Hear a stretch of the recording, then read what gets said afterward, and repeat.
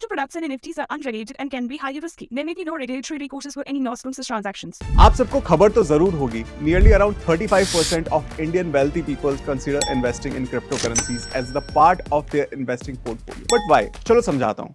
उससे पहले इस वीडियो को लाइक कर लेना और सब्सक्राइब भी कर लेना और अपने उन दोस्तों को जरूर भेजना जिन्हें आप रेमिटेंस कोटा से होने वाले अनलॉफुल प्रैक्टिसेस के बारे में बताना चाहते हैं। हाल ही में ब्लूमबर्ग की रिपोर्ट में ये सामने आया है कि कई इंडियन वेल्दी पीपल्स ट्रेड कर रहे हैं बिटकॉइन ईटीएफ्स में आरबीआई के द्वारा इनिशिएट करे हुए लिबरेशन रेमिटेंस कोटा के थ्रू।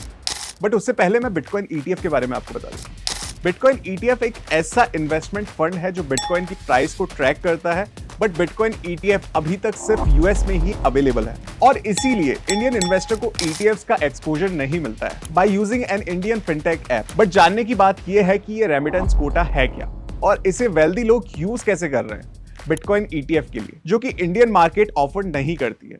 2004 में आरबीआई के द्वारा पास करे गए इस बिल के तहत भारत में रहने वाले लोग मनी ट्रांसफर कर सकते हैं मैक्सिमम अप टू 2.09 सीआर तक within a given financial year to individual living overseas, जो कि इंक्लूड करता है both capital and current account transactions को। आरबीआई की गाइडलाइन के अनुसार मनी ट्रांसफर स्पेसिफिकली प्रोहिबिटेड है अंडर शेड्यूल 1, जैसे कि आपको स्क्रीन पर दिख रहा होगा, और any item restricted under Schedule 2 of the Foreign Exchange Management Rule 2000 as well as the Foreign Exchange Trading Abroad। तो अब सोचने की बात यह है कि how wealthy people are actually investing in it। तो इसका जवाब है ये लोग ट्रांसफर कर रहे हैं मनी लिबरेशन रेमिटेंस प्लान की हेल्प से to a US brokerage account, जो क्रेडिट करेगा मनी इनके यूएस अकाउंट में, जिससे वहां इन्वेस्ट कर सकते हैं ईटीएफ्स में।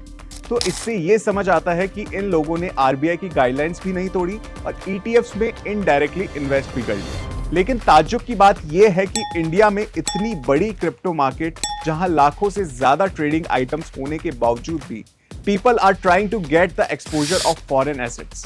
The reason is इंडिया के पास अभी तक कोई क्रिप्टो करेंसी से रिलेटेड फॉर्मल पॉलिसी नहीं है। 30% of tax on crypto earnings and 1% TDS of all crypto transaction के एक्सेप्शंस के बाद भी नॉट ओनली दिस बट बहुत से government official including finance minister Nirmala Sitharaman and RBI governor Shaktikanta Das ने क्रिटिसाइज किया है क्रिप्टो करेंसी को मल्टीपल टाइम्स। पर क्या ऐसा हो सकता है कि इन यूजर्स को प्रिवेंट करा जाए ऐसे foreign platform and unlawful method को यूज करने से? The answer is yes, but how? Implement करा जाए user friendly crypto policies as well as lower tax rate जो इंडियन ट्रेडर का ट्रस्ट बढ़ाएंगे in staying on local crypto exchange और platform.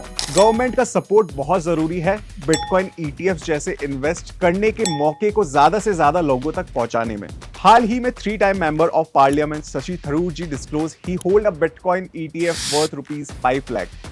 And also many government officials like S. Jaishankar talk about the positive outcomes of trading in crypto openly. That is somehow promoting regulatory environment and financial literacy among the people. अगर सारी government साथ हो जाए तो वो crypto को support करके लोगों को ऐसे वेंचर में हिस्सा लेने में सक्षम बना सकती है, इंक्लूसिविटी को बढ़ाकर और वेल्थ क्रिएशन को जनता में डेमोक्रेटाइज करके। लास्ट में बस यही कहना चाहूंगा, इंडिया में क्रिप्टो का फ्यूचर अभी भी ब्राइट है अगर सही तरीके से रेगुलेटेड और इंटीग्रेटेड किया जाए तो। This was Harshit Dhiman signing off. Thank you.